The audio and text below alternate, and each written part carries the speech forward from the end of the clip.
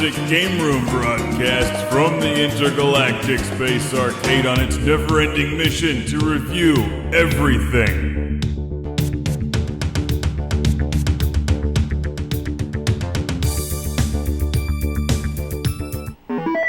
Welcome to Classic Game Room for the review of Attack of the Timelord on the Magnavox Odyssey 2, a Magnavox game that speaks to you with the voice.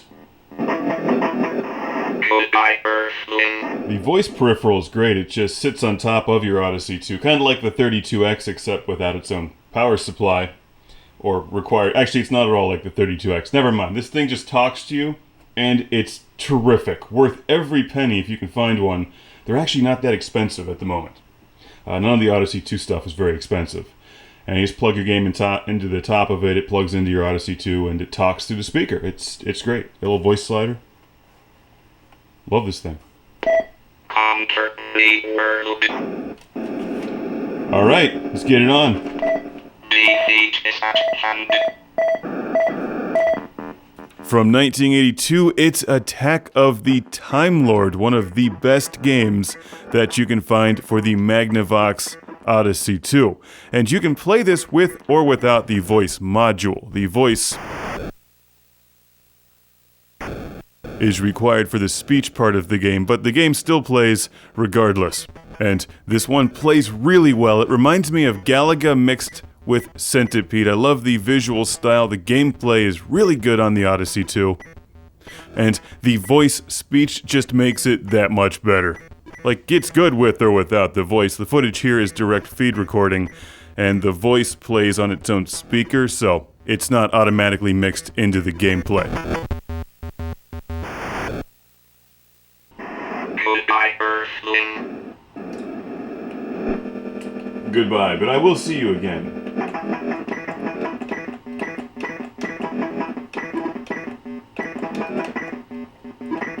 Like most of the Odyssey 2 games, you can enter your name as your previous high score. You only have one life in Attack of the Timelord, and your objective is simple. Shoot everything, stay alive as long as possible.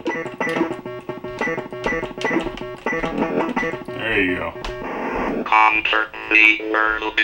As the game progresses, the enemies start to fire a wide array of projectiles at you, including bombs, homing missiles, and things that hit the ground and start to pin you into the corners.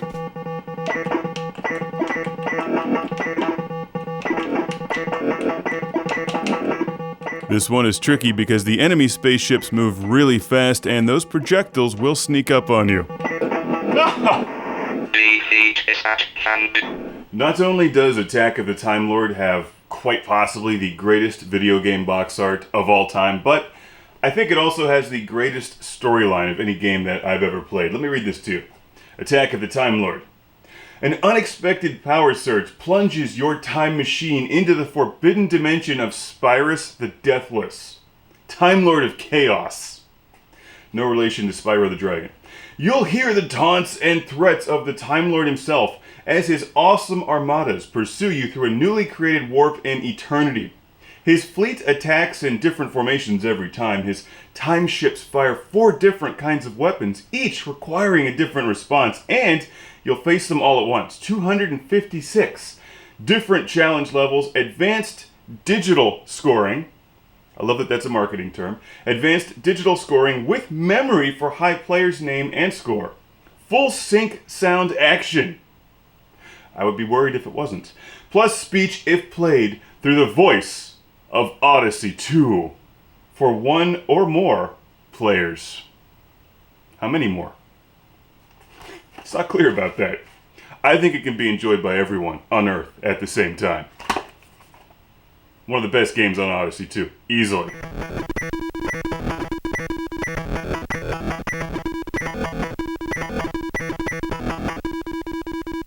Spyrus the Deathless is your biggest fan in the Zone of Eternity!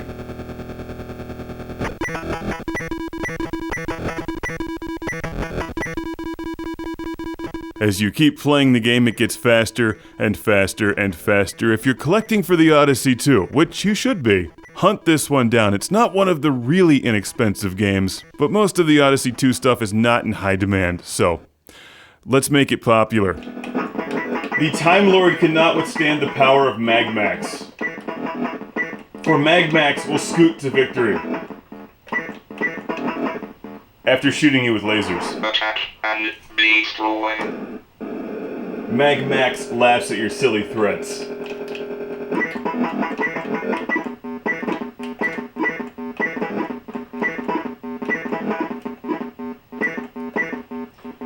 Magnavox does not fear your blinking UFOs. Conquer the world. Aha! A commendable defense. It certainly was. What am I defending? The bottom of the screen now. I love pretty much anything with late 70s, early 80s voice synthesis, so I think this is great, and the game is a lot of fun too. So whether or not you have the voice add-on, you want Attack of the Timelord! Exclamation point, because it's worth shouting. Do you like death? Then on the Magnavox Odyssey 2, you shall die! I like to play as Zaxxon. Oops, wrong controller. It helps to use the right... Attack and destroy. Banished from Earth Classic Game Room broadcasts from the Intergalactic Space Arcade on its never-ending mission to review everything.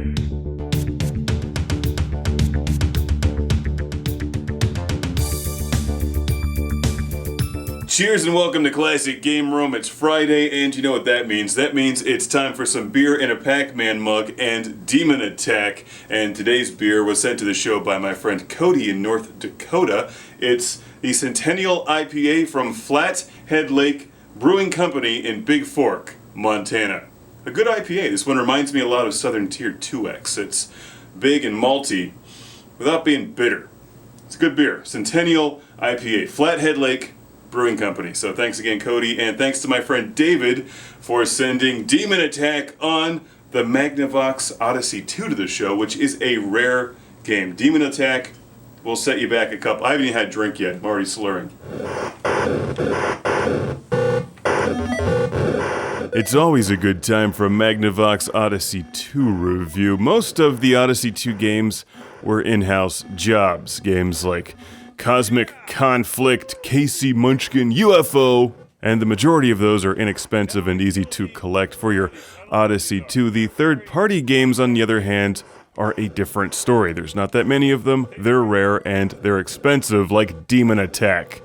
Others include Atlantis, Qbert, which I previously reviewed, Frogger. Uh-oh. Now they start splitting into two. Which I've never even seen, Super Cobra, and a few other ones. The Odyssey 2 applies its special Odyssey 2 look to these games, as you can see in Demon Attack. I call it the Odyssey 2 pink, like it's unmistakable. I'm pretty sure it's a color that doesn't exist anywhere else outside of the Magnavox Odyssey 2. And perhaps my green and pink Star Wars t-shirt, which, by the way, I wear with authority. Oh, come on! Yeah! Woo! So, for starters, this game is expensive and it's not the best version of Demon Attack. Oh, you suck! I'm not sure which one is. Maybe the Intellivision one, it's pretty good. The Atari one is cheap and it's a lot of fun. It's a simple game. It's like Space Invaders, except kind of different. Different enough so they didn't get sued, I guess.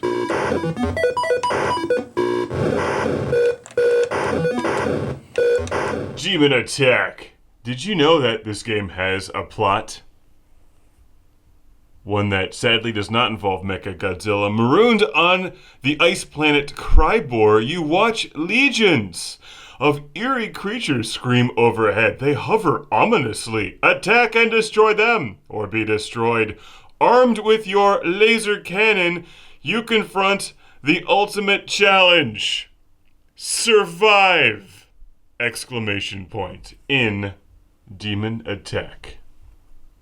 I love the packaging artwork for this. Wow. This might get the award, or this should get the award. This is up there for the best box art of all time. It's up there. Even though they fail to give you a handle on the game cartridge, the instruction manual is in color, which is nice. Look at that. They show you how to play the game in blazing color. That's right. And there is an advanced demon attack mode, which basically just translates to even harder than the game already is. Demon attack. Proof of purchase. It's a good looking demon there. Looks like he could use some sleep. And here, you can still write to them. Although it'll probably bounce right back to you. Here's the box. Demon Attack Arcade Action. For the Magnavox Odyssey 2. It's the game of the year. It's the game of every year. It's got this neat little slide out tray that holds the game with finger holes, finger grips. But what is this? What is this? A normal Odyssey 2 game looks like that. With the handle. What is this? Let me give you a demonstration. Here's a normal Magnavox Odyssey 2 game. It's got a handle, comes right out. You can wear it on your belt. It's pretty cool. Here's Demon Attack. Easy enough to insert, but how do you get the game out? How do you wear it on your belt? Very disappointing in Magic. Very disappointing. The box art does kind of make up for it, though. All right, look, this one in particular. He's smashed.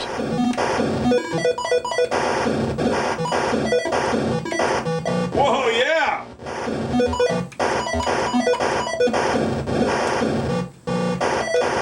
As you see, when you progress through the game, each level gives you more points for the aliens. Eventually, they start splitting into two, and at some point, your shots finally start moving faster. But so do theirs. No! Get away from me! Fly into my laser! Fly into my laser block! There we go. It's a tough game, and as you may have noticed, you don't move on to the next level until you've eliminated the alien in the top row, which gets pretty tricky after they start splitting into two and then attacking you with like multiple aliens firing at you. It's a fun game. But sadly, this one lacks that awesome like 1980s album cover end boss after every couple levels, like the Intellivision and the TI-99 version. This one is better than the TI-99 game, though. Suck! It plays better, it's more fun. And here I thought we were friends. We are not friends. We are evil. We are TiVo. We slaughtered demons on our Magnavox Odyssey 2 because we can. I think it's fascinating that this game exists. And as a fan of the Odyssey 2, it's fun to play some of these third-party games, but they're not the reason to buy an Odyssey 2. Yeah! Woo! The weird-ass proprietary Magnavox Odyssey 2 games with their incredible artwork are the reason to buy an Odyssey 2. Also, it has its own built-in keyboard, and the games have handles. Sadly, this one does not. How do you give me all this Demon Attack goodness and the incredible Mechagodzilla box art, but remove the handle in Magic? How high were you at any given moment, really? That's a good score for me. Woo! Somewhere around the 5,000 to 8,000 point range. The game starts to get really difficult, but it's fun though. If you have an Odyssey 2 and you're serious about collecting for it, then I'll recommend Demon Attack. Otherwise, just pick up Demon Attack for your Atari 2600 or Intellivision. This game is fun. It's a cool game. While this one plays better than the TI-99 version, I do miss that pseudo end boss level. Watch my Intellivision review of Demon Attack. That's a high score for now. To see what I'm talking about. The Atari game is probably the most approachable, and it's on the Atari. Oh man, I am kicking, and oh boy, this looks tough. Have you played Atari today? Not me, I've been playing Magnavox Odyssey 2. 8,000 points! Oh man, what am I gonna do with all these points? 8120! Stop shooting me! Now, you idiots!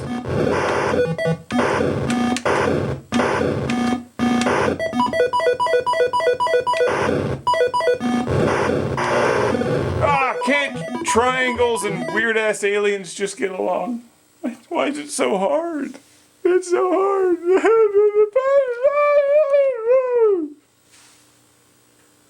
Good game. I will shoot you with my mighty laser and my Pac-Man beer mug. Thanks again to my friend David for sending Demon Attack to the show. If you're gonna buy this one, try to get it with the incredible box art, but I would still just go with the cheaper Atari version. Yeah! It's a shame this one's so expensive. It's very good. Enhanced by a Pac-Man glass of beer, of course.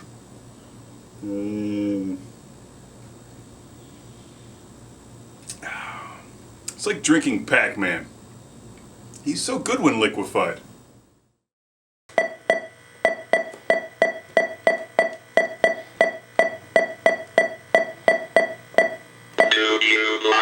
Classic game room, then more classic game room, blood and beer and shout EBFEBFEBF.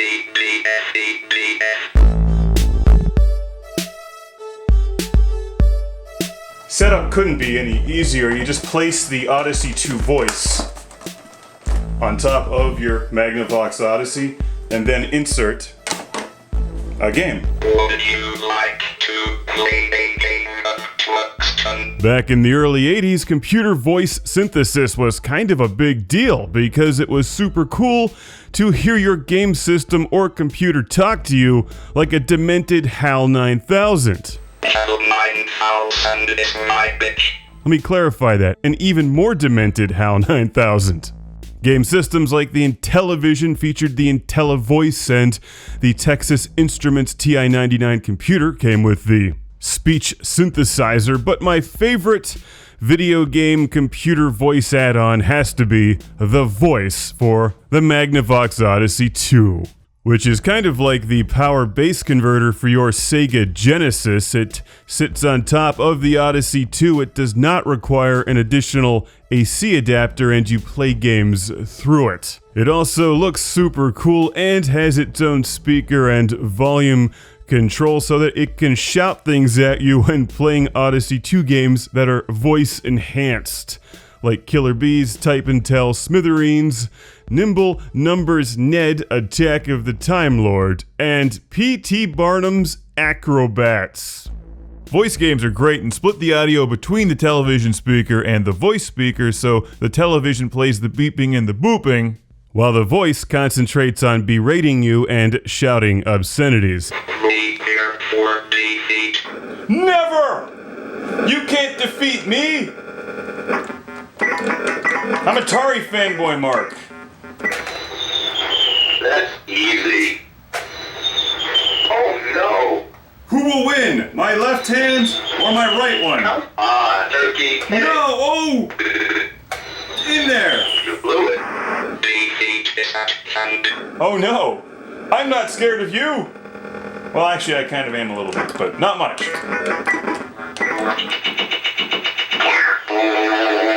Feel my Rosha Ray! Feel it! That's easy. Oh, it's not? You try playing yourself in Smithereens. Let's do it again. It's very difficult.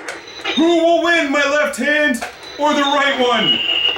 The left hand wins! Woo! Tell me how great I am. Tell me how great I am. You are a worthy opponent. Thank you. I appreciate that. You're still gonna die, though. Smithereens and Attack of the Timelord are particularly good. The developers used the voice in a creative way to enhance the games and make them particularly amusing. 4.5, 1. Uh-oh, it's going over my head. No! Oh no! My left hand hit my right hand's head. Attack and destroy. Bring it! You trash-talking plastic piece of crap! You're not a piece of... I'm sorry, I take that one back. Get some... You blew it. That's what she said. Come on, Turkey. Hit it. Now, you don't need the voice module to play games like Attack of the Time Lord and Smithereens and Killer Bees. They play fine without it, but you don't hear the voices and the enhanced sound effects.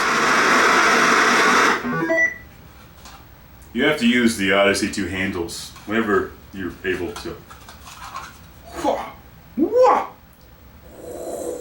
Like brass knuckles, but better. But there is one game, however, where you need the voice. And that game is Type and Tell.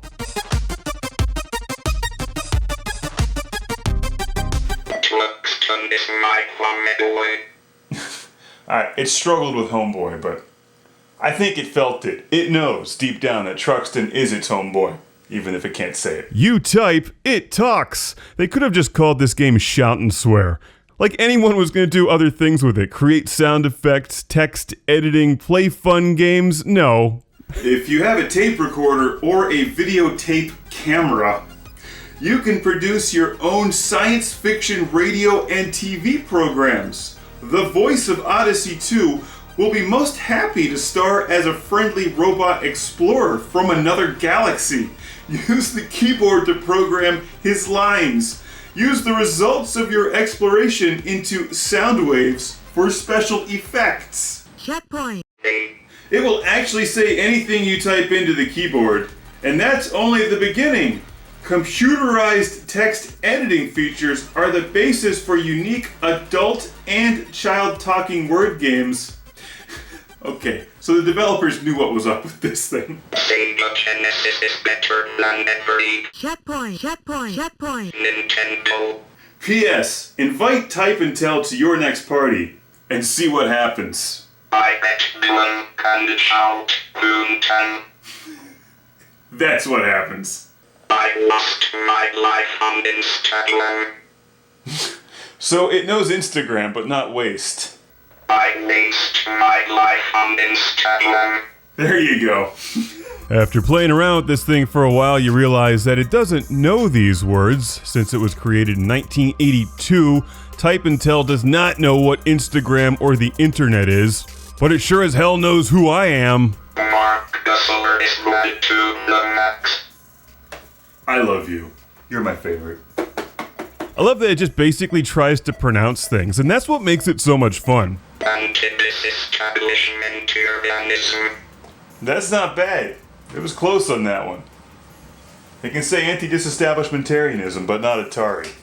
My recommendation is that when you buy a voice for your Odyssey 2, which you will, of course, because how can you resist this thing? I is on Nintendo. Well, really, who doesn't? I can say. Checkpoint. I can say. Checkpoint. I can say. Checkpoint. I can say. Checkpoint. Need to immediately add Type and Tell to your collection. It's just wonderful, great fun, well into the future. Robocop. It breaks my heart that this thing can't say RoboCop. Robocop. I feel like this is probably even more fun today than it was like 40 years ago. Robocop. There you go. Then television sucks. Love this game, and I love the Odyssey 2 voice. I love you. As a mature adult, I am above this. I stuck my Checkpoint. into the NDS. But then again, I'm not.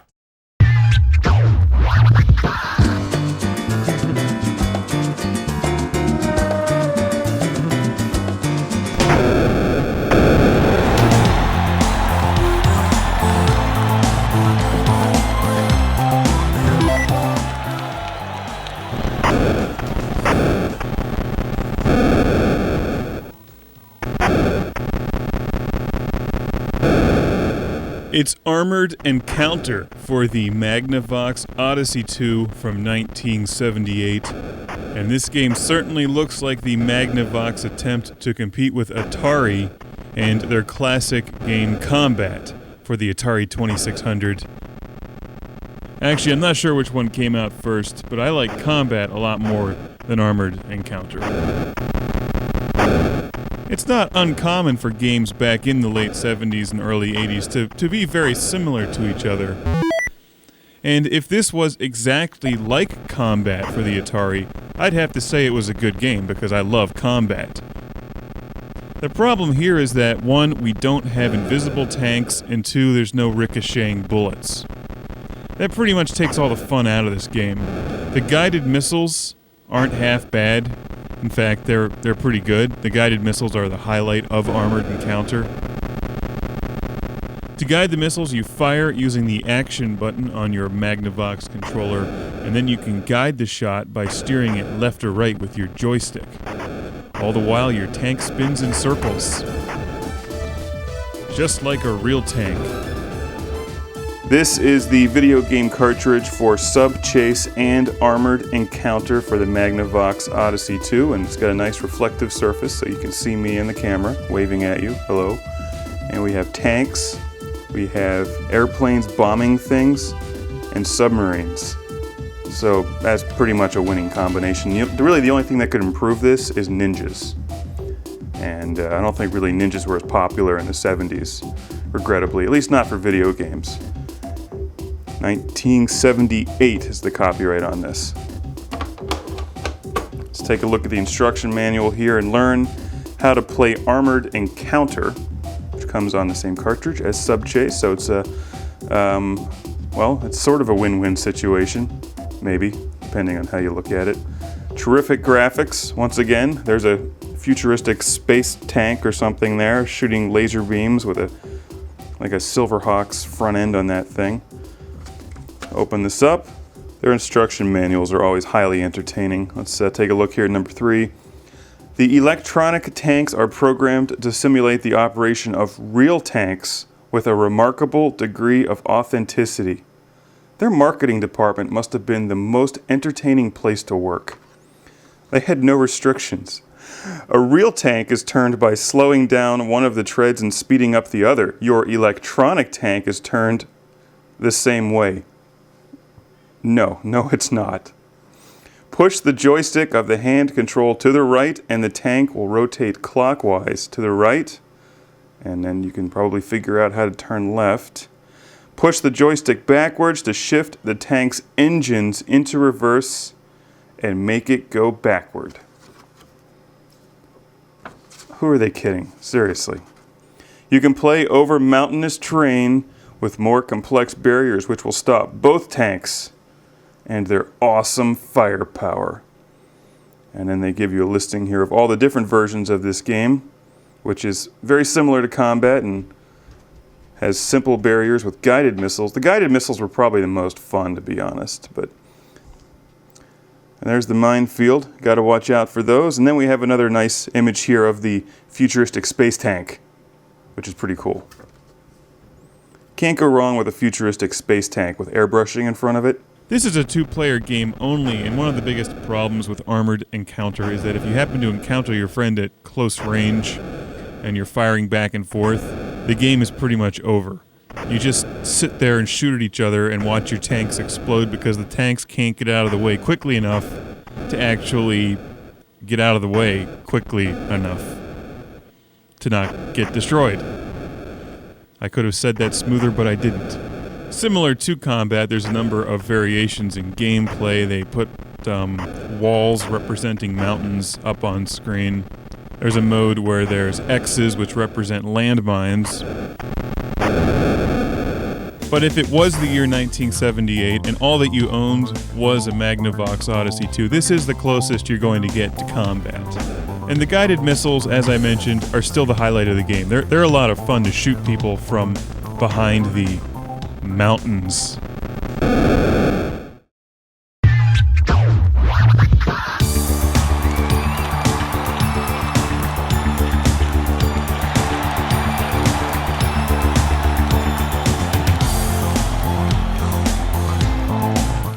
Classic Game Room is filmed in front of a live studio audience comprised of animals at the Intergalactic Space Arcade. Welcome to Classic Game Room, where it's time to relive 1979. It's always time to relive 1979 around here, but this is Out of This World and Helicopter Rescue for the Magnavox Odyssey 2. 2 games in one. Except one of them is awful. Now, this will confuse the younger kids like you, Brandon. Go on. There's no automatic Facebook updating. What? Where's my social interaction? How will my friends know I'm playing this? Damn it, I crashed! Finally. Yes! Post that to Twitter. Take a trip back to 1979 when two-player games were played in the same room. Real human interaction. It's crazy. It's the future. How dare you catch these space dreidel before me? Or at least it was then. This game doesn't even have a one-player option. Out of this world! Exclamation point is actually a pretty good game. Think of it as a competitive lunar lander death match, where you and your friend are dropped from orbit, where you must safely and gently land your spacecraft, then take back off and capture the thing on top of the screen. The first player to 10 wins, and be mindful of your fuel. You've only got so much. Because I just won that round. Oh boy. You're out of your game, man. You have the touchdown? Or you just have to Yes, you have a touchdown. But you should be positive. Well, I'm positive because I just won again. I don't know about this. I'm gonna keep doing it my way. Oh, yep, you do. Well, 4-0. It's amazing how I always win the games from the 70s. Out of this world seems like it would be so simple and get boring quickly, but it doesn't. It gets better the more that you play. Because you get into a rhythm, and it's an ultra-competitive game. Oh no, I missed it. Wait for it. Don't die. Don't. No. Oh, yeah. There's a few difficulty settings. You can make the game nearly impossible, where you have next to no fuel and your spaceship is made of brittle plastic and instantly shatters upon impact. Or you can make it fairly forgiving. It's all fun. Sadly, this delightful game is marred by the other half of this game cartridge, which contains the dreadful helicopter rescue! Exclamation point. Which is like a horrific half-assed version of Choplifter. Move over Airwolf. Move over Blue Thunder. Move over Harold from Thomas and Friends. It's helicopter rescue on the Magnavox Odyssey 2. Quick, get in! I'm rescuing you. Let's save you and drop you off down here on this cursor. There you go. Not even a thank you. You're welcome. Jackass. Oh, this guy. Come on. Quick, get in the helicopter. I'm rescuing you from a building that doesn't even appear to be burning yet. But it's a missile, so I can blow that thing up. The objective of this game, as far as I can tell, is to save people as quickly as possible with your helicopter and drop them off next to that mystery cube on the right of the screen. What happens to them in there is a mystery. That's why I called it the mystery cube. Get in! Quickly! I'm bringing you to the alien food processing box. So I'm not really saving them. If anything, I'm helping the aliens. I'm flying my helicopter on my Magnavox Odyssey 2, saving people by bringing them to the alien food processing crew, which will make tasty snacks out of them like people fries and Soylent Green. It's helicopter rescue. Uh-oh. You know, other helicopters can actually move while that little basket thing is dropped. Why can't you? Why are you an inferior helicopter? Move faster! Oh no, we're out of time. That last person is doomed. 7. Yeah, that's the whole game. I couldn't save any more than 7 people. And by save, I mean feed them to the aliens as a paste. If I was a rapper, my name would be MC Vectrex. Looks like I'm saving 7 people again. That's it. 7 people. I'm just gonna crash the damn helicopter. Oh no! Quick! Oh, they're all dying! Oh god, what am I doing? Now the score is 1. Number 1. This game sucks. Here's another big classic game room shout out and thank you to Ben from Buffalo, New York. Thanks for sending Out of This World. Not so sure about helicopter rescue, but Out of This World is really good. Victorious once again. Out of This World!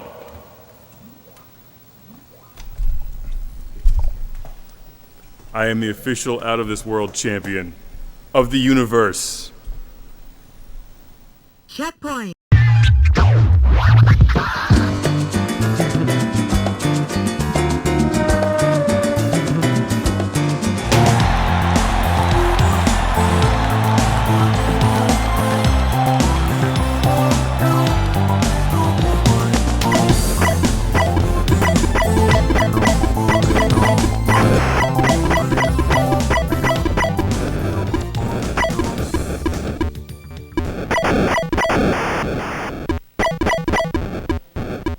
Freedom fighters fighting for freedom. Freedom fighters on the Magnavox Odyssey 2, copyright 1982. This is easily one of the best games on the Magnavox Odyssey 2.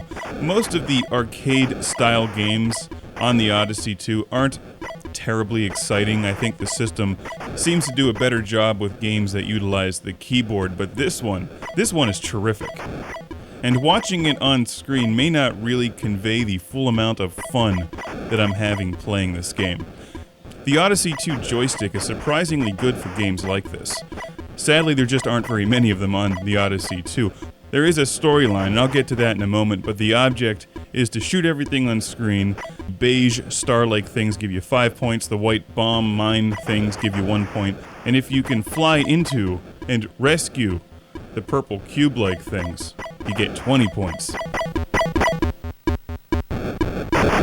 This is the game cartridge and the instruction manual for freedom fighters, because these guys are fighting for their freedom from confinement within confinement crystals.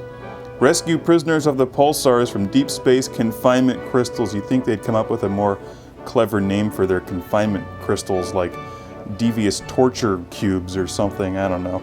Anyway, check it out. I think that that's Ohio being blown off the planet. I'm not sure. Anyway, let's take a look at the storyline for this. It's on the box, which is a little beat up here, so but this is the only place you can get the story. It's not in the instruction manual. Freedom fighters. You command a starship of the Earth Federation Rescue Fleet. Your mission is to free your captured comrades from the Pulsar Empire's deep space confinement crystals. They are guarded by pulsar warships which attack you with constellations of hunter-killer drone mines.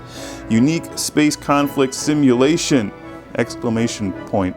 One hand control activates conventional space drive, the other warps your craft through hyperspace. They always brag about digital scoring with the Odyssey 2, but this is my favorite. I've never seen this before. Full sync sound action. Like, what are they expecting people to think the sound comes on a separate tape reel? These guys were marketing geniuses. You gotta love the fact that you can enter your name, or any name, as a high score for this game and a few others. KC Munchkin is one of those games in particular.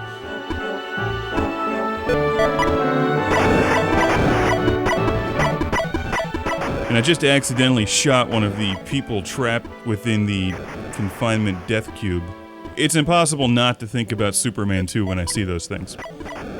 Moving on, like many Magnavox Odyssey 2 games, you do not get extra lives. You only get one life per game. What kind of realism is that? The games are fast and short, and it really doesn't matter because I just got so into this game when I was playing it. It's not one that I had back in the day. I recently found this one on eBay for a few dollars, and it's so worth it. I highly recommend this one for fans of games like Defender or Robotron or old school arcade titles, because it really feels like an old school arcade game. I don't believe that Freedom Fighters is available on any other game consoles. I think it's a Magnavox exclusive.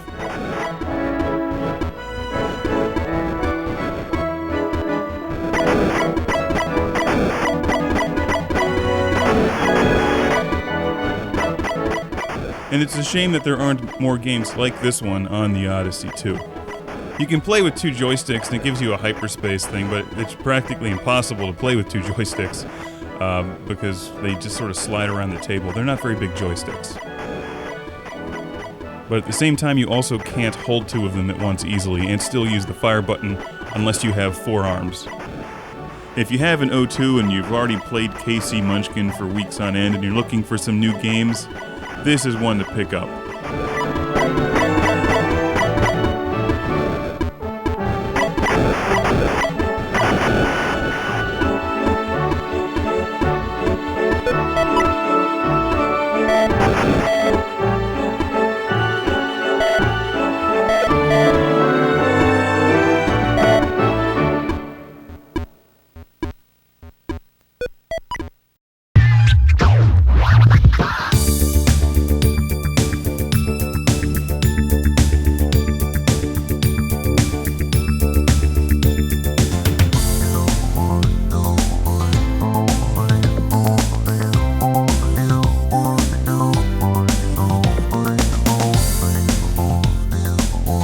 Hi, I'm wearing a green shirt. This is Alpine Skiing on the Magnavox Odyssey 2. Too legit to stop working. From 1978 with quality in every detail, it's Alpine Skiing with an exclamation point on the Magnavox Odyssey 2. And like a lot of Magnavox Odyssey 2 games, the packaging is the most exciting part. The instruction manuals for Odyssey 2 games are the best ever created ever, anywhere, anytime. And while there were a lot of excellent games released for the Magnavox Odyssey 2 like KC Munchkin and Showdown in 2100 AD, Alpine Skiing is not really one of my favorite ones, although it may have been cool back in the day. It's hard to say. The 70s were kind of foggy for a lot of us, you know what I'm saying? I was 3. Anyway, prepare for a trip back to the days when TVs were giant wooden pieces of furniture. Grab the game by the handle and prepare to rock. Or at least crash into triangles.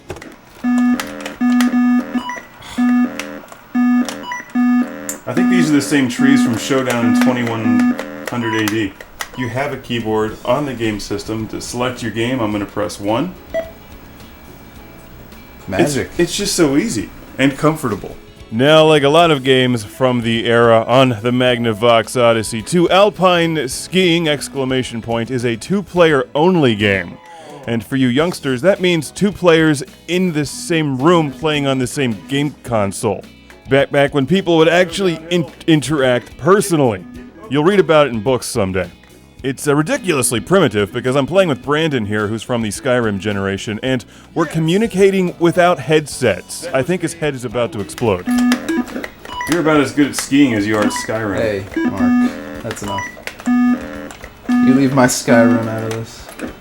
Look at that. What? You win? Look at that. But you have errors. Come over and mess you up.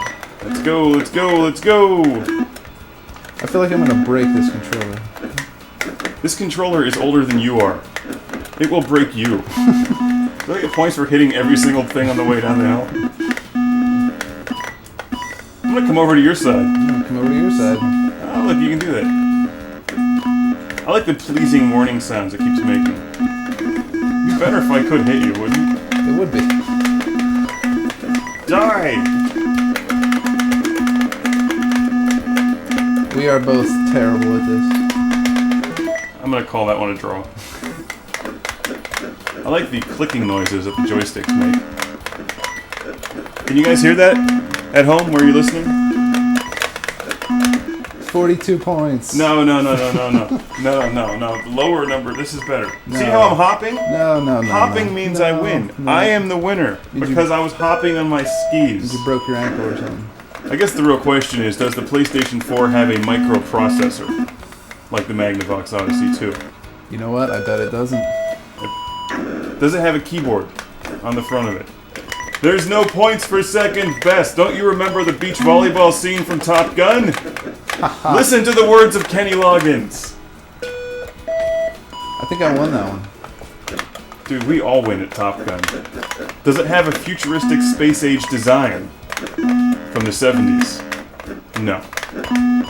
These are all good points, Mark. I know they are. I can't argue with you. That's why on Sony any of should this. have let me design the PlayStation 4. First of all of the games would have had handles, so you could easily just turn off the game system.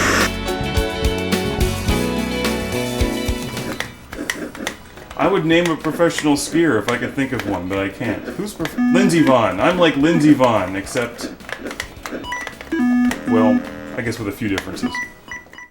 Banished from Earth Classic Game Room broadcasts from the Intergalactic Space Arcade on its never-ending mission to review everything.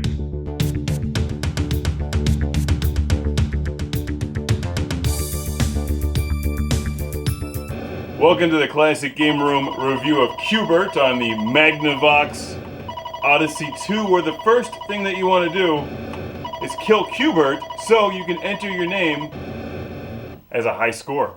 Let's name ourselves Quarth. Come on, hurry up. Quarth. I am Quarth, master of Q*bert. Two great video game names that start with Q. Originally released to the arcades in 1982, Q*bert is a wonderful game and an extremely likable video game protagonist. Because he's an orange, foul-mouthed thing called Q*bert. Not many things start with Q. Except maybe quicksand, which sucks compared to Q*bert. Uh-oh. Level 2 brings new challenges and new ways to die in Q*bert. Oh, okay. Oh. Get that thing away from me. Come on, you stupid snake. Hop over here, and die. Snakes aren't very smart. And neither are you if you haven't played Q*bert. This game is great. How's the Magnavox Odyssey 2 version? Better than you might expect. Ooh! Another snake jumps to his death. I picked this game up because I'm putting together a huge ultra-massive book on the Magnavox Odyssey 2 and want a section on third-party games. But there's only a handful of them, and they're all super expensive. Q*bert looked like the best one. Q*bert, master of the Odyssey 2. I'll bet you didn't know Q*bert was on the Magnavox Odyssey 2. Well, now you do. Now you know, and the other half of the battle is that thing that doesn't involve knowing.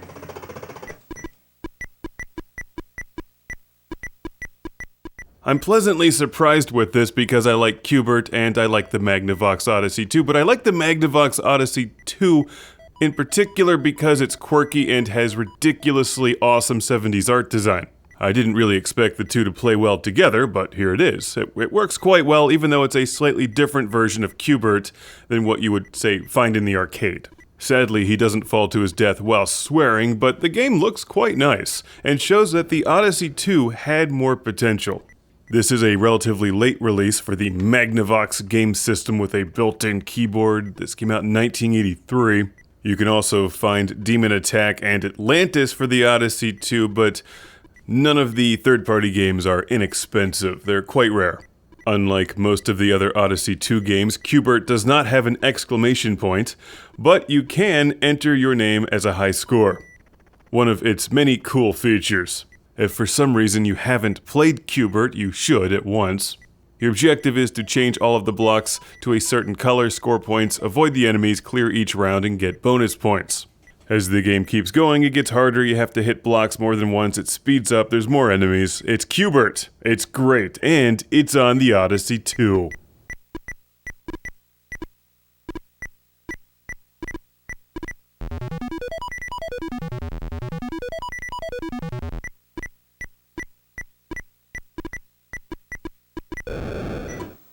Come on, Snake. Come over here. Come on. Oh, that was good timing.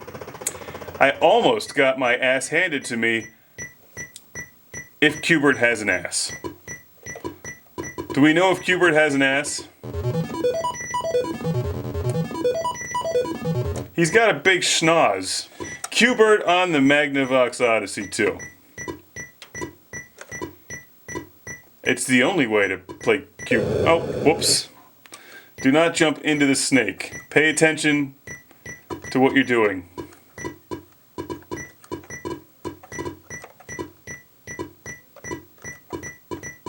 Stop changing my colors. Not cool. Ooh, yeah, there we go. Alright, we go over here, get that. Gotta get as many points as possible before the levels, or this game just kills you instantly. Oh, stupid green things!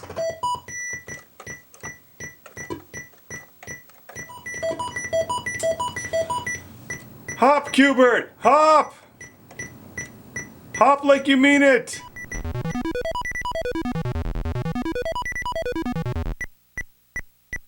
That's right. If you're one of the 4 people alive still collecting for the Odyssey 2, this version is really nice. It has the handle, and I think this one comes from Brazil. It's for the Philips version of the Odyssey 2, but it plays just fine on my Magnavox. Highly recommended. And you'll see this in the ultra-massive Magnavox Odyssey 2 guide. Uh-oh. This is when this game starts getting really hard. Alright. Now I have to try to keep them all the same color, but if I hop on one twice, it goes back to the other color with which it once was, but not, yeah.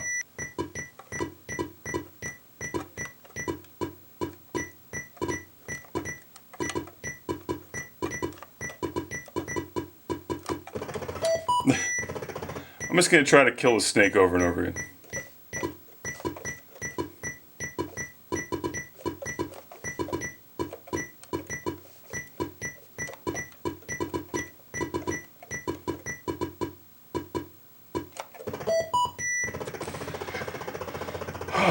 Boy, the game is not easy once it gets to this level. Yes! I think that's my high score at Qbert on the Magnavox Odyssey 2. You gotta give yourself a good name when you play this, though. You could call yourself Qbert, in fact. Break 1500, Qbert! Oh, yeah, there you go. Okay, and over there.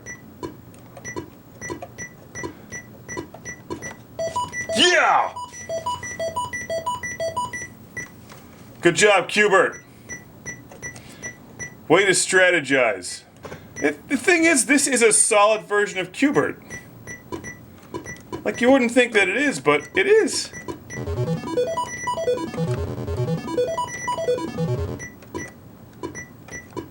No, no! It's not the perfect controller for Qbert, but it will do.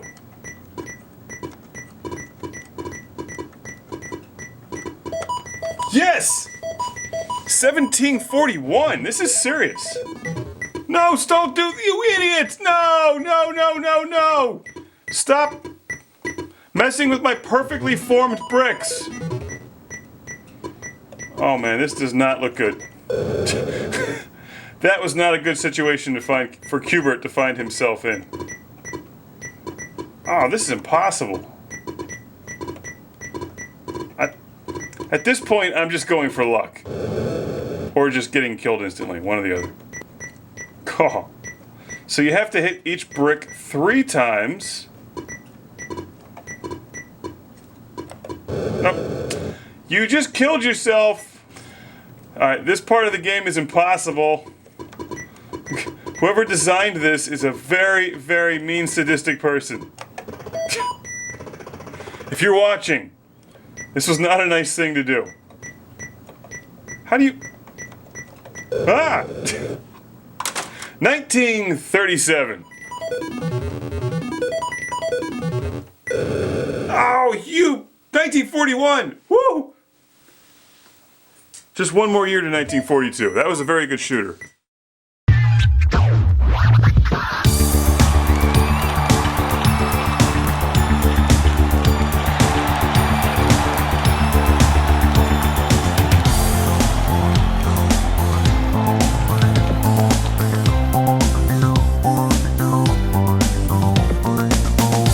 Welcome to Classic Game Room. One of the many things that we battle here at the Intergalactic Space Arcade, in addition to scurvy, is UFOs, like the ones found in this game simply titled UFO on the Magnavox Odyssey 2. This game is surprisingly difficult. Mainly because this is the worst firing control system I've ever seen. This is true, and that's what makes UFO UFO. Otherwise, it would just be asteroids.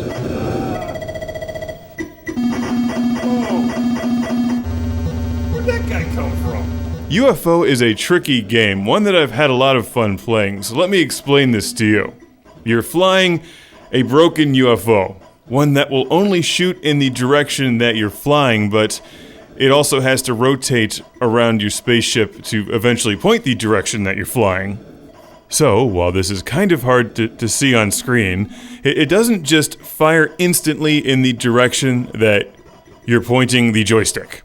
Like in games such as Berserk or Frenzy, it will eventually fire in the direction that you're pointing the joystick.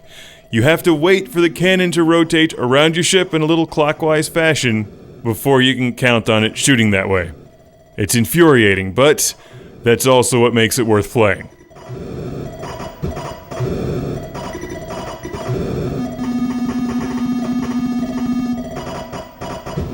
It's kind of hard to see here, but there's a little dot in my force field that's indicating what direction I'm going to fire, and if I move away from enemies, it's going to rotate away from the enemies. So mastering this bass-ackwards firing system is the key to UFO. Also, run away from the enemy UFOs, because they can actually aim at things, namely you.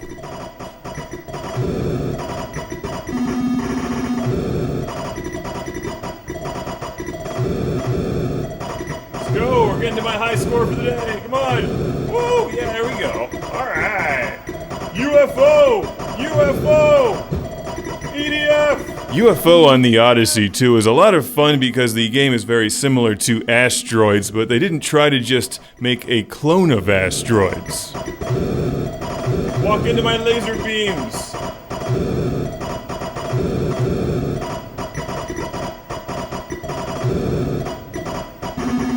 Oh no! Oh no! I almost broke 100! Oh, the pain. I like that it's not a direct clone of Asteroids because Asteroids is pretty much perfect, and this is different because it makes no sense. Who in their right mind would devise a space laser firing weapons system like this? Because I'm dangerous and devious, like Xevious. Now, like a lot of other Odyssey 2 games, you can enter your name if you get a high score. But it still doesn't answer the question, who developed this ridiculous firing system? So let's check the beautiful instruction manual for any information related to that. Well, it doesn't seem to tell us very much about that, but it does look cool. Magnavox Odyssey 2 games are among the best looking games to collect if you're into box art and instruction manuals. They're always colorful and look like they just had a great time at the Buck Rogers Space Disco. This one also gives us a summary of the plot: protect Earth from a sinister invasion of mysterious unidentified flying objects. Why bother identifying them when you're just gonna blow them up anyway? Yes, I broke 100! My life is complete! Now let's go for 1,000,000! I've played this game a lot lately and enjoy it because you're trying to master a game that has broken controls. So instead of just aiming at enemies like you would in Berserk or Frenzy or Asteroids, you have to find other ways to stay alive, because the bad guys on screen that are surrounding you aren't really the problem. It's the fast-moving enemy UFO that flies onto screen and then shoots you. But it only shoots on angles, I think. So if you're right in front of it, you'll be safe. Also, if you let the screen fill up with enemies, it'll frequently run into them, or at least the enemies will create a barrier and protect your UFO. That's my pro tip from Classic Game Room. Did I just say Classy Game Room or Classic Game? Either one works. The show is, if anything, classy in a space disco kind of way.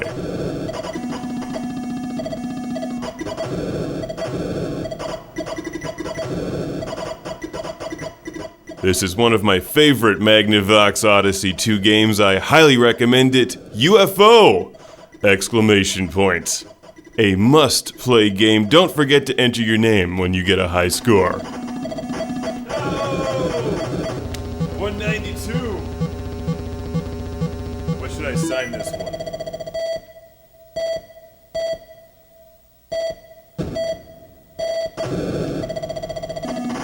Pac-Man in the house.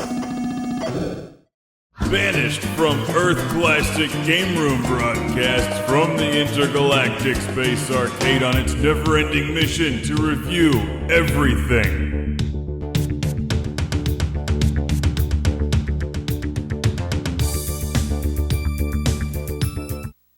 What this game lacks in music, it makes up for with exclamation points. It's Happy Bird, exclamation point, on the Magnavox Odyssey 2, obviously a clone of the hot mobile game Flappy Bird. But Flappy Bird was miserable. Happy Bird is happy because he's on the Odyssey 2, one of my favorite old school game systems. This is a 2014 release, a homebrew. And you don't hear much about the Odyssey 2 homebrew scene. Back in the day, in the late 70s, early 80s, the Atari 2600 and Intellivision competed against the Magnavox Odyssey 2, which was billed as being a more powerful game system because it had a built-in keyboard and all kinds of cool typing games. But despite its cool appearance and game cartridges with handles and its built-in keyboard, the Odyssey 2 trailed the 2600 and Intellivision in sales and was eventually discontinued a couple of years later. So it's no surprise there's way more Atari 2600 and Intellivision homebrews than Odyssey 2 homebrews, but I gotta be honest, this one is kinda cool. I mean, it's just Flappy Bird. But Flappy Bird, like many popular mobile games, is no more complicated than a game from the late 1970s. And that makes it kind of cool, especially when I'm playing it on the Magnavox Odyssey 2. It's really simple. You just push the button and flap and fly through the pipes.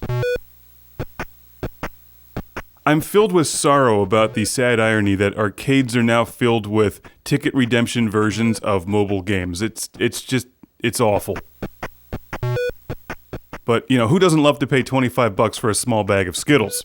Anyway, I've played the Flappy Bird arcade game several times, the one that dispenses tickets depending on how well you do, and I have won that a couple times, or at least gotten the high score. That's what I mean by win it. I don't think that game has an ending. And by win it, I mean I paid like $50 to win a bunch of stupid tickets. So, really the game won me.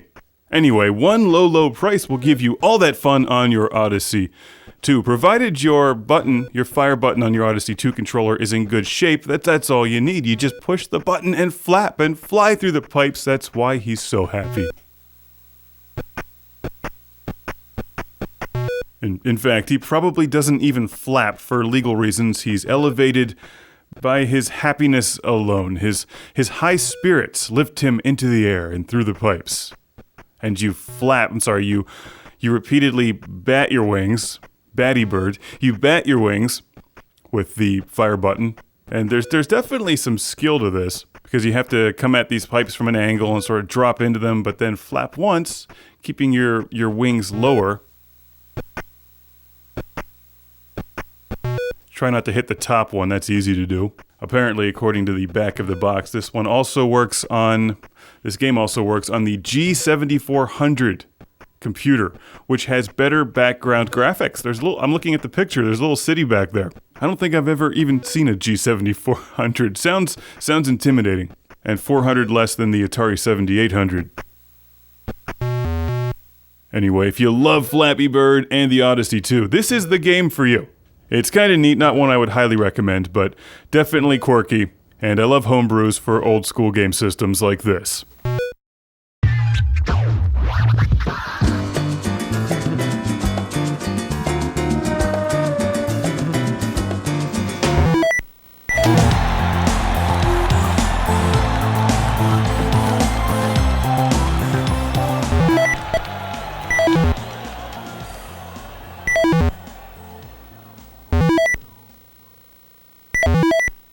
Chasing down and destroying enemy submarines has never been as exciting as it is here in Sub Chase for the Magnavox Odyssey 2. And disregard my blatant sarcasm, because this game is actually very fun. This game reminds me of Air Sea Battle on the Atari 2600, which is also an excellent game.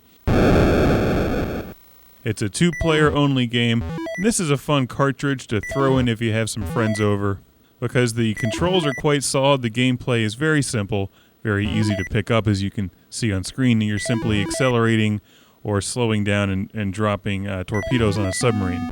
Or you can play as the submarine and shoot missiles up at the airplane.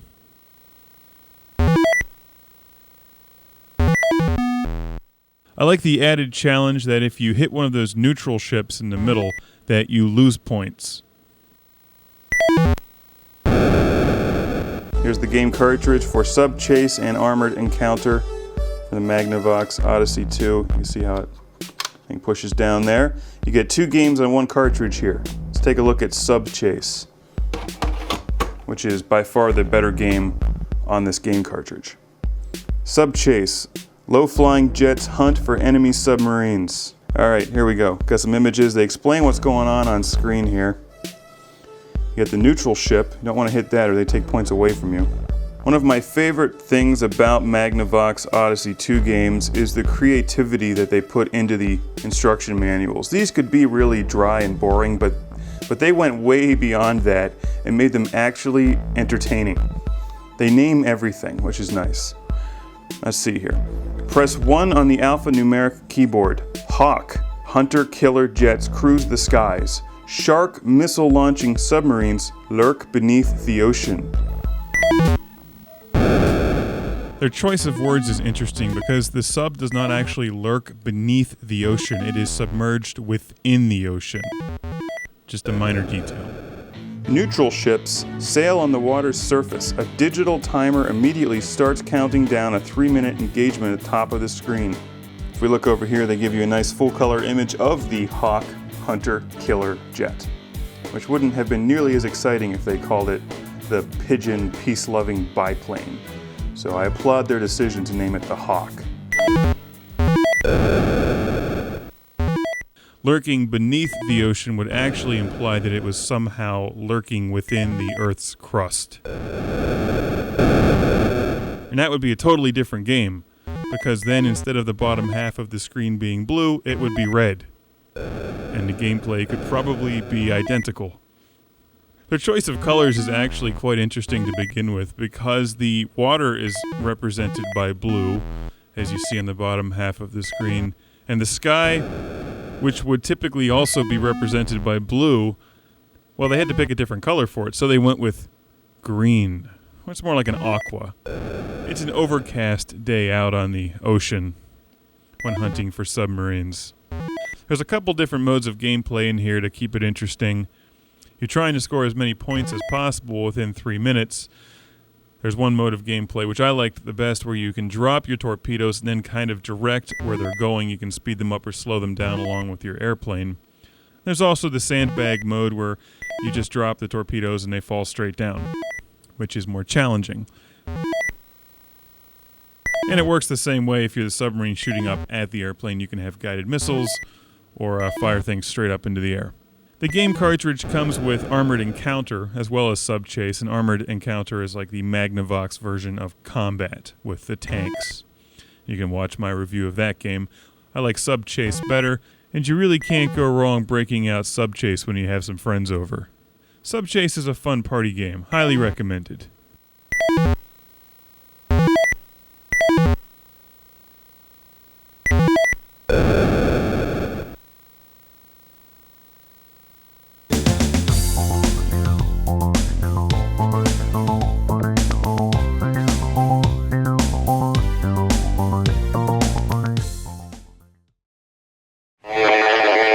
Banished from Earth Classic Game Room broadcasts from the Intergalactic Space Arcade on its never-ending mission to review everything.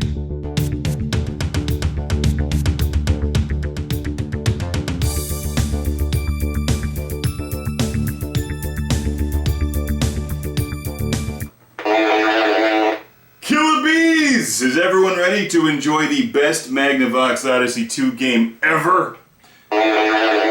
Killer Bees is awesome. Stupid Bee-Bots! Die!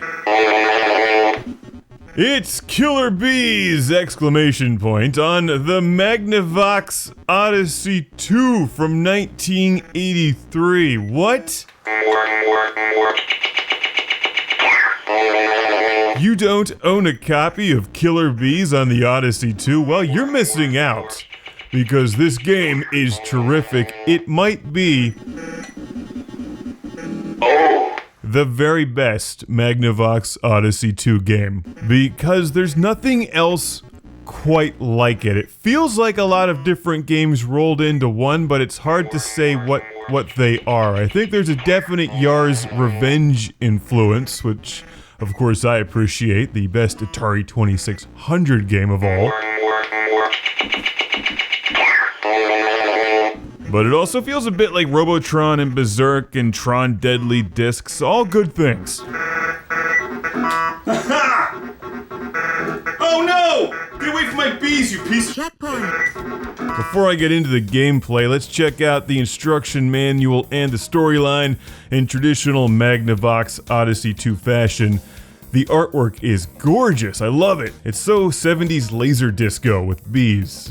It's great.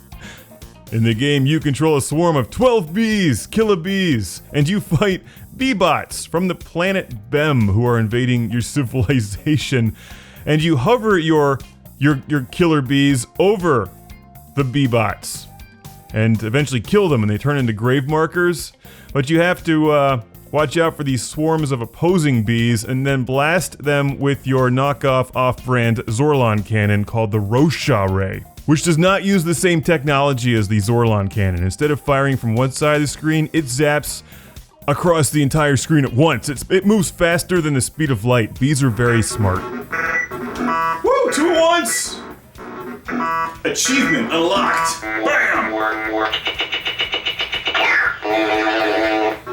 That classic gaming room knows what he's doing!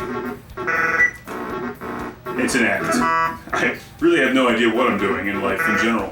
Boom! Oh shoot, I missed. Let's go again.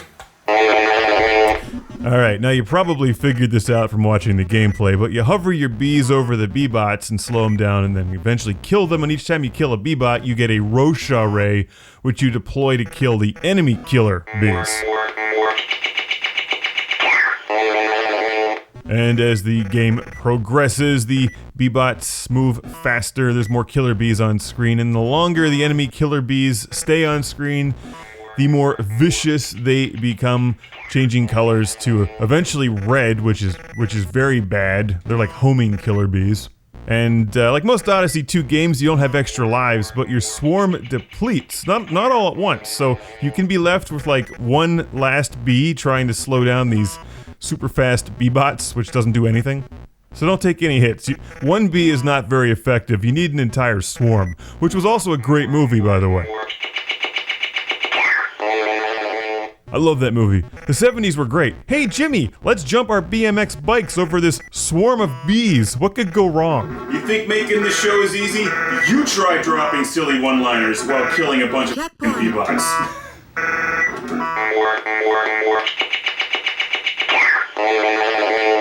Killer Bees does it right, and it manages to capture that unique Magnavox Odyssey 2 style that no other game system has.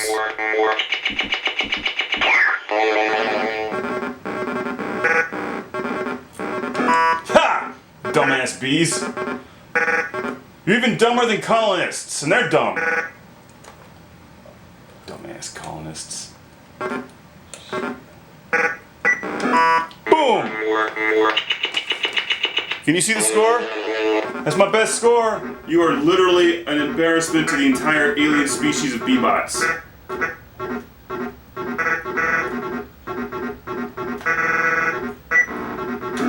at once! Ha ha! So recording this was a bit of a challenge because half of the audio comes from the game and the other half comes from the speaker on the voice. Take that, surround sound. The Odyssey 2 voice module is the future if the future sounds garbled and awesome, which actually sounds better than the future.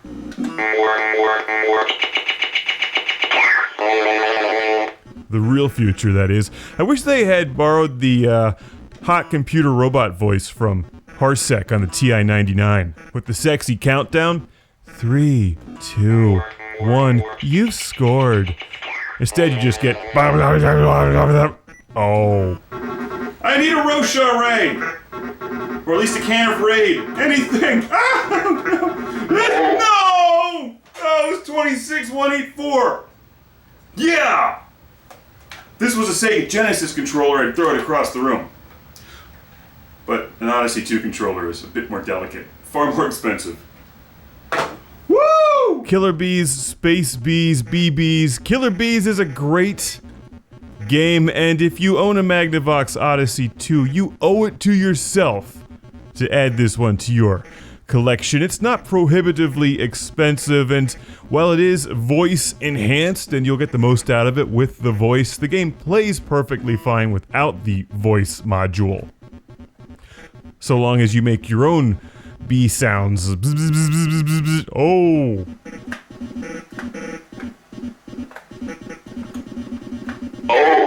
Oh! Oh. Checkpoint.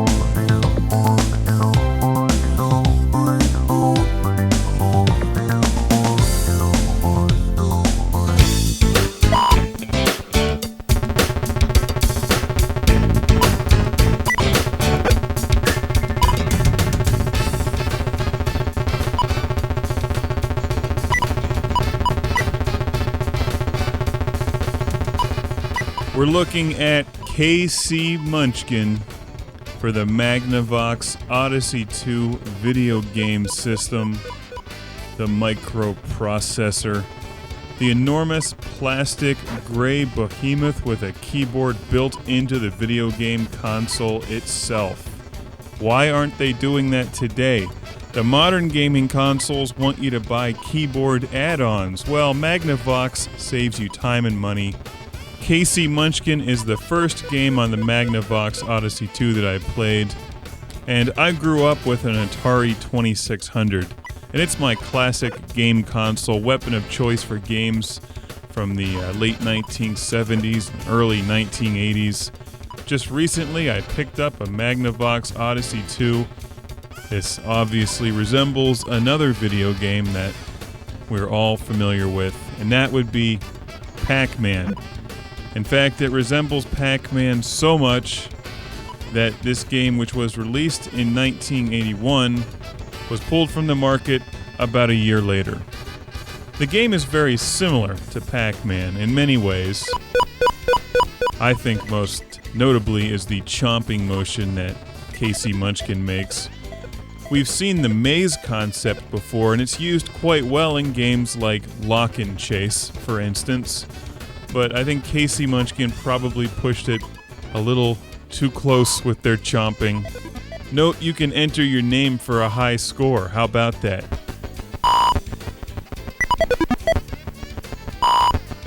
Thanks to that handy keyboard I was talking about. The Odyssey 2 is pretty cool, and you guys are definitely going to want to pick one up after you see a few of these game reviews.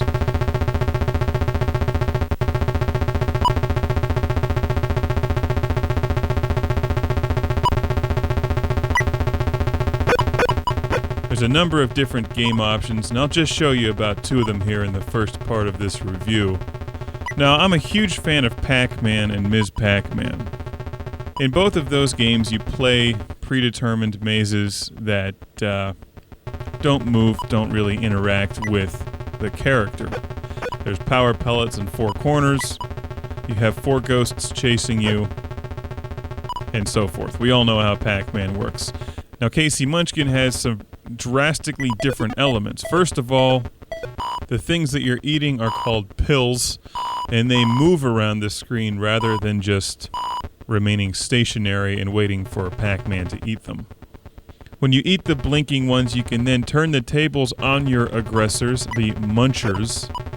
Those are the enemies. They're not called ghosts in this game, they're munchers.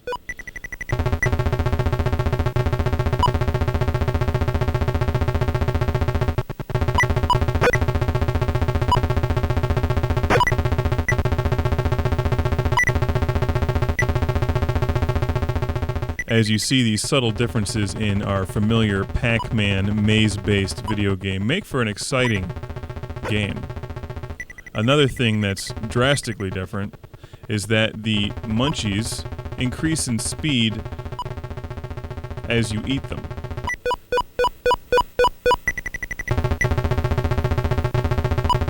Now note in this maze, what's really cool, and what I like a lot about Krazy Munchkin, is the thing in the middle that's rotating. I guess it's not so much rotating as the wall is disappearing in a clockwise fashion. The game speeds up quickly. I was very proud of my high score. Named it Xanadu because I could. They give you 6 letter positions. You may as well use them all. The middle rotating square is always there, and it's where the munchers regenerate themselves. As you'll note in one part where I actually get killed trying to sneak my way through there, where there were some munchers in purgatory, or whatever you would call it. Now that's a name for a rock band, by the way, Munchers in Purgatory. I have to think of that next time in Guitar Hero. And scoring in this game is a bitch. This isn't one of the modern games where you rack up billions of points. This thing gives you like 1 point for each munchie that you get. And when you get to the very last one, it actually moves at the exact same speed that you do.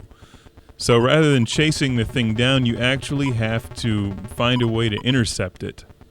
It took me a while to get used to this, but the score is actually on the bottom right, and on the bottom left is the high score. I personally think that Krazy Munchkin is the worst name for any video game ever created, and that Krazy Munchkin himself looks like he deserves to be stepped on. But that doesn't stop me from saying that this is one of the greatest old-school video games that I've ever played. If you've played Pac-Man on Atari 2600, you know that that's one of the worst video games ever made. Very different from Pac-Man in the arcade, which is incredible. Krazy Munchkin actually came out a bit earlier than the Pac-Man version on the Atari 2600, not in the arcade. The Pac-Man came out in 1980 in the arcade. However, if you get a chance to play this game, you really should, because it's just tremendous, and if you like Pac-Man and Alpine Chase, you're going to love this game.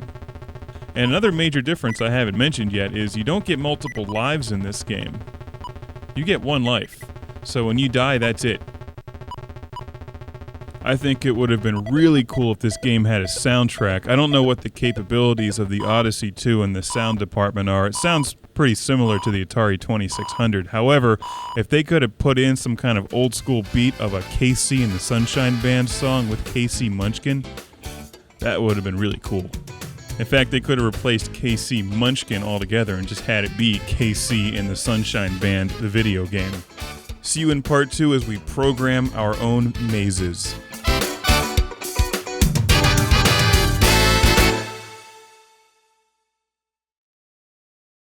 Checkpoint, checkpoint, checkpoint.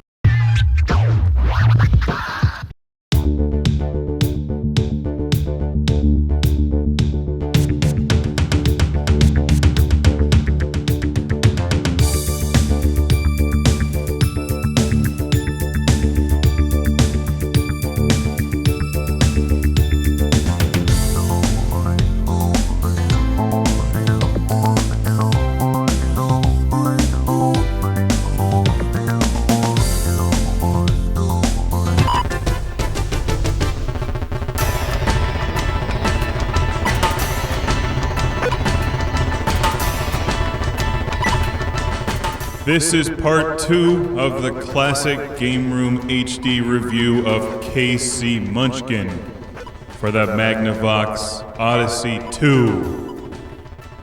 Before I begin, I'll turn the echo off of the Radio Shack mixing board. Since I'm not recording in a space cavern, I'm recording at Classic Game Room headquarters. This game has more than just one mode. You have this great mode where you can play with an invisible maze. And then you can stop and the maze appears, so you can figure out where you're going, and then start moving again and the maze disappears. Krazy Munchkin kicks ass. After reading the instruction manual, I began to play around with the maze creation feature. the map-making mode in KC Munchkin. If this game came out today, they'd charge you an additional $20 for this and then limit the amount of maps you were able to create.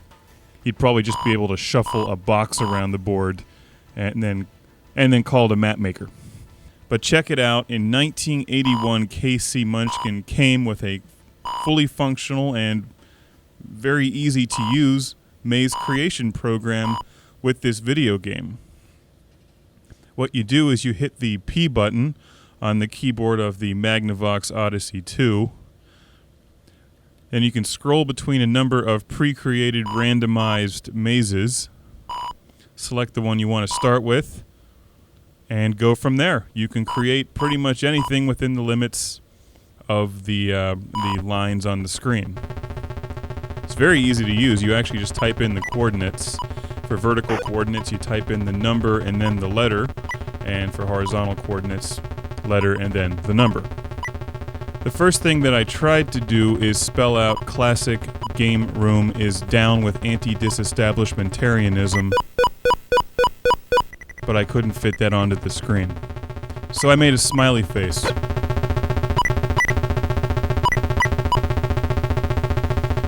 And then you can play KC Munchkin on the smiley face. How cool is that? The one thing that never changes is the rotating box in the middle of the screen. That's where the munchers regenerate themselves. That's the muncher purgatory. And even if you don't create your own mazes, just playing random maps is actually pretty cool because you're always being challenged with an entirely new map design. So it's not like Pac-Man where you're playing the same map over and over again. You can come up with some really cool things or just let the computer do it for you. The only sad part about this is that the Magnavox Odyssey 2 does not save these map designs for you.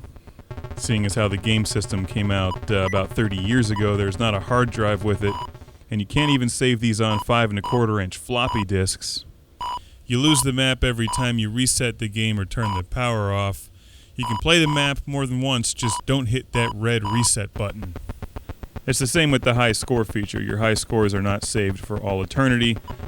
So far, I'm very impressed with KC Munchkin and the Magnavox Odyssey 2. It's a shame this game was pulled from the market for obvious reasons. However, with the success of the newest video game consoles, I hope that Magnavox gets back into it. I think what we need is the Magnavox Odyssey 3. And the only changes they need to make are giving it a hard drive and high-definition output. Other than that, it's pretty much perfect.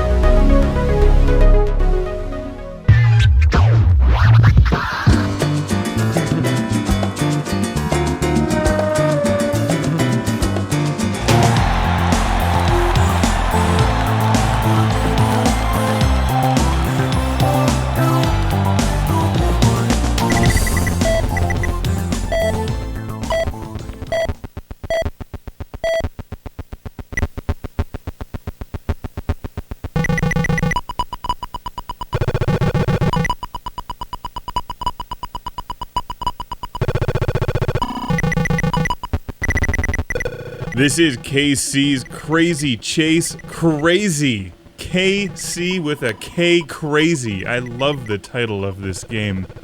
And if there's a better game on the Magnavox Odyssey 2, I have not played it yet.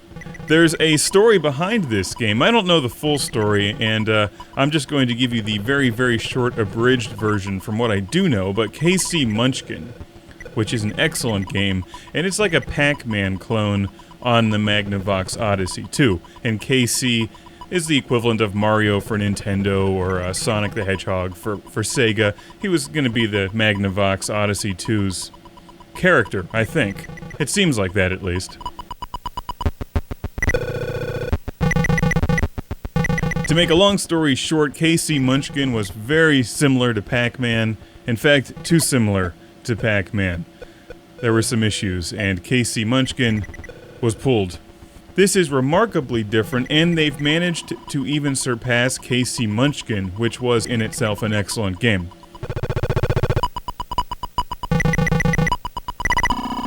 KC's Krazy Chase is so good that it's worth buying a Magnavox Odyssey 2 just for this game, if you're into old school game collecting. Now, keep in mind you can get a Magnavox Odyssey 2 for 20 or 30 bucks. It's really worth it because there's a couple great games for this system. Most of the games on the Odyssey 2 are best played with 2 players. A lot of the games are text games because the Magnavox has a keyboard built into it. There's very few really good arcade games on it. KC Munchkin, Showdown in 2100 AD, Freedom Fighters, KC's Krazy Chase is right up there with the best of them, if not better. But don't just take my word for it, watch some gameplay here for a bit. Note that the high score is on the bottom left from a previous game, and I entered my name. The bottom right number is my current score, and you only get 1 life in this game. Yeah, those are the exact same trees from Golf and Showdown in 2100 AD.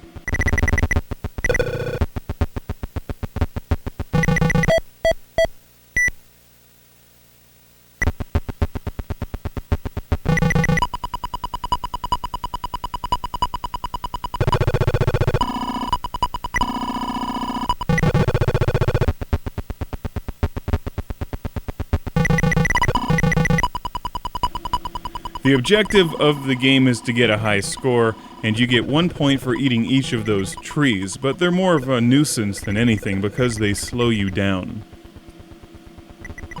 You earn most of your points by eating the bad guys that when they turn white, and then you run into them and they spin around like coins.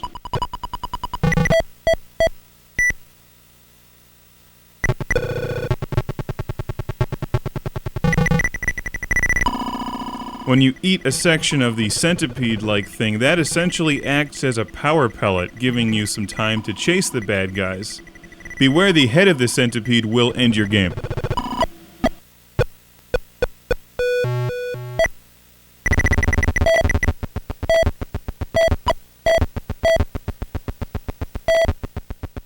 And that's basically the gameplay. It seems incredibly simple, but it's just so complex when you actually get sucked into this game.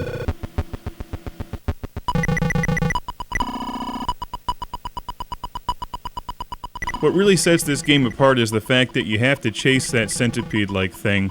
And he's usually aiming for you, so wherever you are, it's going to start coming towards you. When you clear out all the centipede bits, then you move on to the next level, which is basically the exact same level except faster.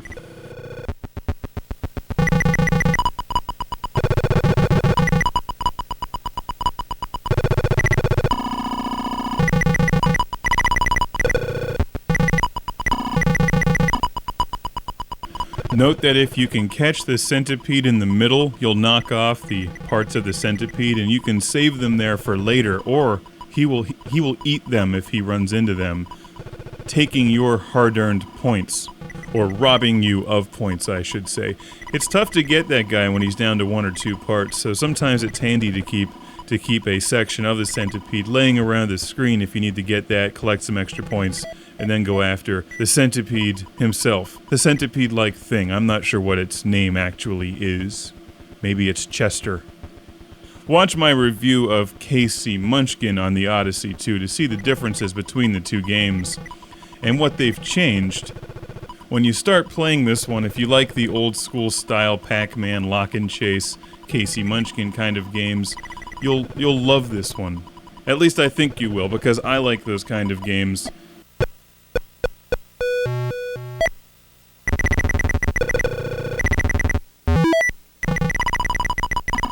The real challenge in KC's Krazy Chase begins when you start getting into level 4 and 5 and the game really picks up speed. This is a 1982 release for the Odyssey 2, so it's right at the tail end of the system, which did not last very long. It's not the easiest game to find, nor is it the cheapest, but it's not going to break the bank either. KC's Krazy Chase, highly, highly recommended for the Odyssey 2. They need to expand on this one, bring the KC character back. KC's Crazy Karts, it could be a kart chasing driving game. KC Gear Solid. KC Turismo. Why stop at just KC's Krazy Chase? If you're going to rip off Pac-Man and then release another game that's completely different yet still somewhat similar at the heart of the game but not really, then you may as well tackle some other game franchises. KC's Fantasy Tactics, KC 3, and a music-based game, KC and the Sunshine Band. Hero. Melect game. Checkpoint.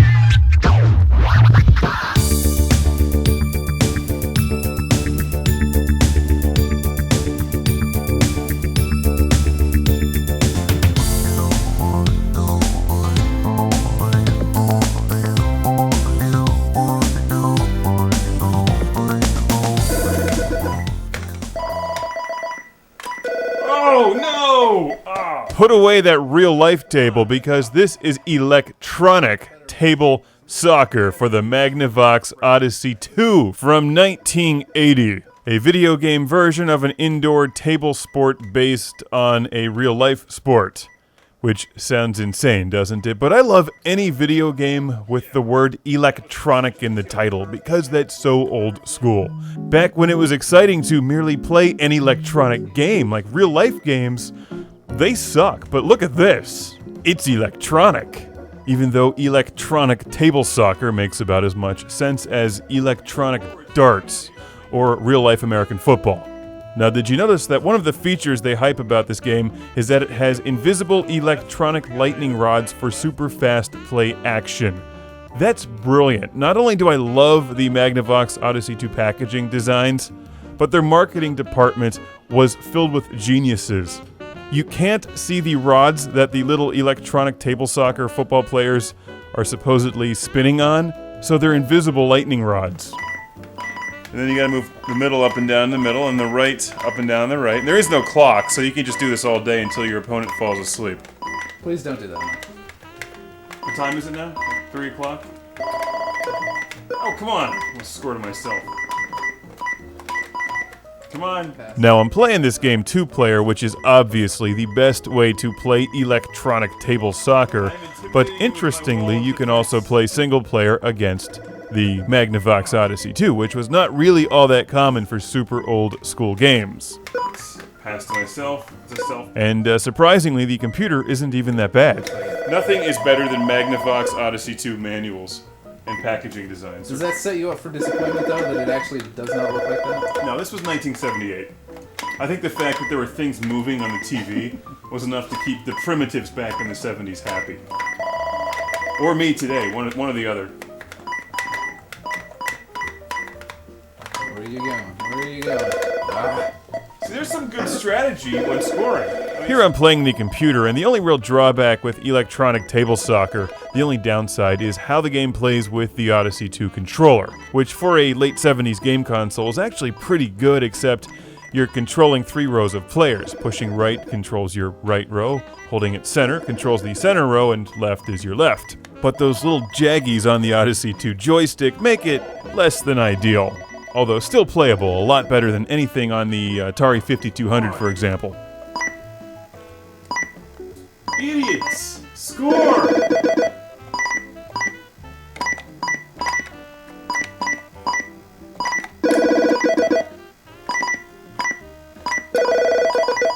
The yellow team does have solid goaltending, although it should be noted it's cheating because it doesn't have to use one of those serrated joysticks.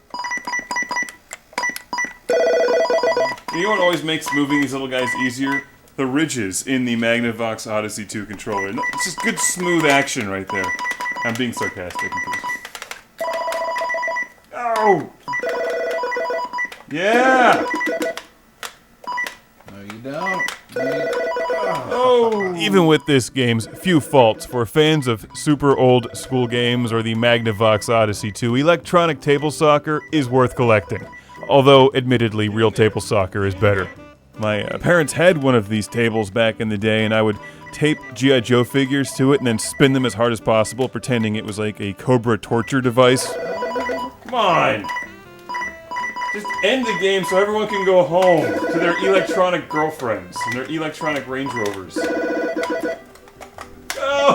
Electronic table soccer shows the future of soccer with invisible lightning rods, no fouls, no offsides, no penalties. Just be careful when playing the Odyssey 2 because it has a keyboard. It could start thermonuclear war at any time. Don't piss it off. Let it win. Oh, that was crap. Yes! The score is tied. Is this when the electronic table soccer stadium starts to riot? No. You guys getting tired yet? Are you getting tired yet? No. You don't know what I'm gonna do. I'm young, remember? Yes! Never too young to lose painfully at electronic soccer.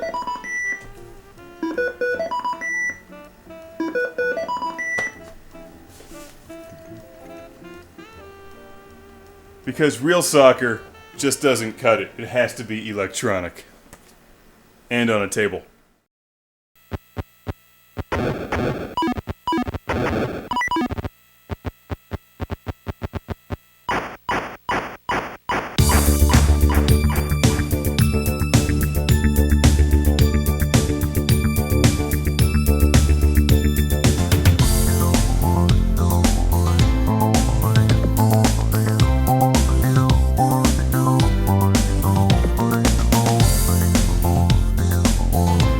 Welcome to Classic Game Room. It's always a great day in outer space when I bring you a new Magnavox Odyssey 2 review. This is the Brazilian version of Pickaxe Pete.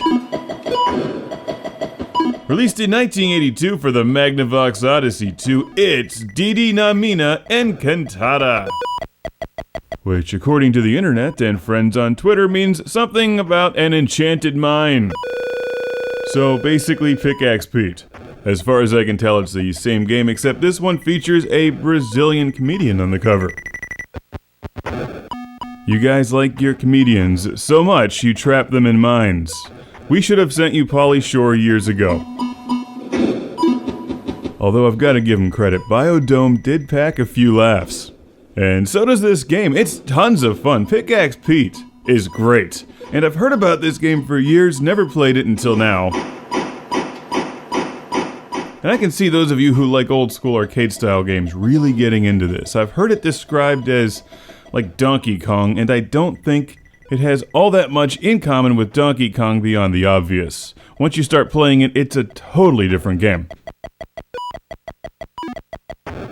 I will warn you, it's not terribly intuitive. If you can't find the instructions, look online, but I watched 1 or 2 videos and they had no idea what they were doing. It takes some practice. It's sad to see a good game vanish into obscurity, so let's bring it back, because Pickaxe Pete is rad. It shares a few things in common with Donkey Kong. You're jumping over boulders and smashing them with a pickaxe for points. There's also ladders, but really that's where the similarities end, because you're not trying to reach the top of the board, you're not saving a princess, there's not even multiple levels. You've only got one life. Your objective in Pickaxe Pete is not just smashing boulders or jumping over them for points, it's to collect that precious golden key which allows you to move on to the next level and score big bonus points. There, as you can see, keys are formed when 2 rocks smash together, thus birthing a magic key which rises to the top. It's all about realism. If you can collect that key and make it to a door, you're home free, you get an awesome celebration scene, and the next level, which is slightly different than the previous level. There's no timer, so feel free to hang out somewhere safe until you get just the right moment to spring for a key. I recommend one of the lower levels. Like Mario's hammer, your magic pickaxe doesn't last very long. And occasionally new ones are formed in the same way that keys are made. Except they sit at the bottom of the screen, and if you can get down there in time and pick up a new pickaxe, hooray! More boulder smashing fun and you're invincible.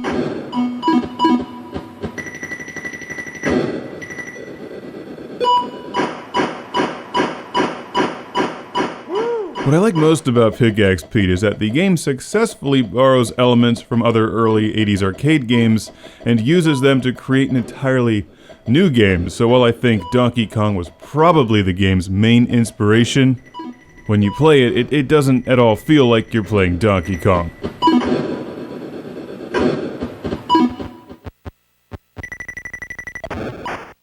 Before I move on to the invisible level here, let me get a classic game room shout out and thank you to Mike and Carrie from Lorain, Ohio. Thank you for sending Didi Namina Encantada. How did this game end up in Ohio? I would love to know its story. Now remember, there's no timer in Pickaxe Pete, so don't rush. Just wait for the right moment to grab that key and get out of there.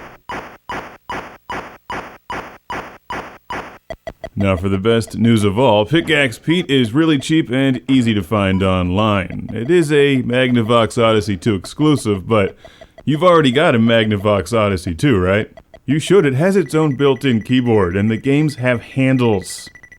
Didi, Namina, Encantada! Exclamation point.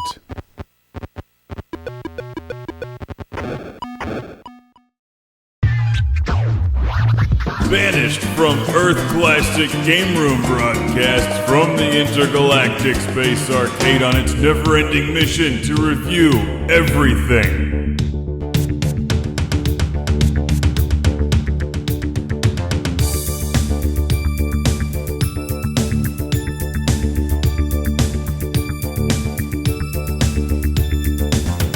To 14, we're playing again because that game is fabulous.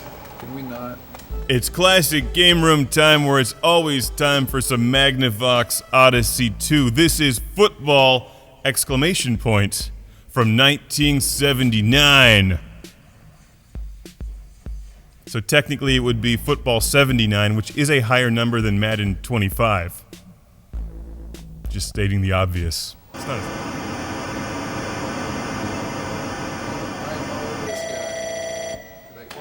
Do you like your sports games from the 1970s? Well, then how about this one? Football! Exclamation point. Because all the Odyssey 2 games had exclamation points.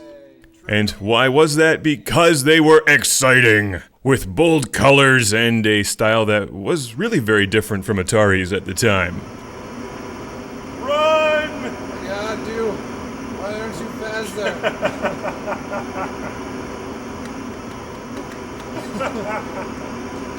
Yes! Get him, get him. No! Did I catch that? This one may seem primitive, but it's trying to do a lot of things with a controller that only had one button. Oh yeah! Look at that! I'm gonna get you. Yeah.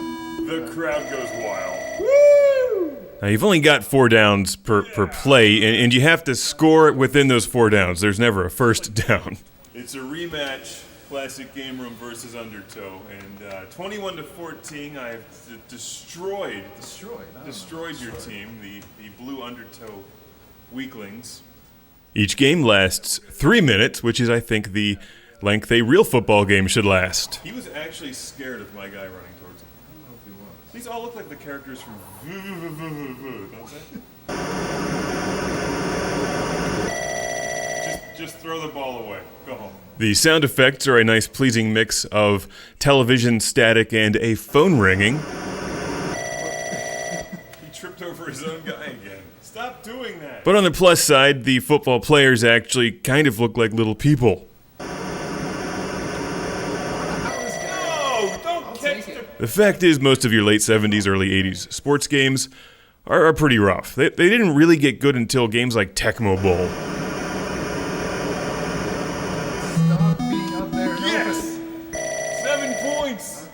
I don't even need a field goal. They just give it to me. I'm that good. My defense is a stone wall. Run! No! Run!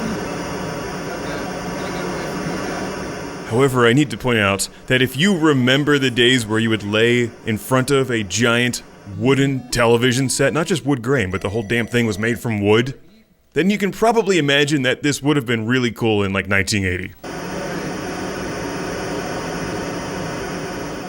You have multiple play options. You can throw, you can run, you can even punt the ball, but I don't know why you would. And look at this. Check out the action. This is more advanced than the Atari games, the Atari football games from this era that I can think of. Adding insult to injury. I tended to rely on the same play over and over again until Brandon finally caught on. There really aren't that many plays to choose from. It's not a great game, but it's a good look at where video game football games were at the time. There's only one way to end a game of Magnavox Odyssey 2. Football. Let's play Road Blasters. Oh yeah! Run! Run! Woo! Yes! And I get a field goal. Magically. Defense number 1. There we go. That'll change. Oh, that's exactly what I wanted to do. He's getting nervous, folks. He's getting nervous. You just wait. 13 seconds from now. Oh no. You are not going to do your one play. 'Cause I'm on to you. I know where that guy is going. He's going left. Checkpoint.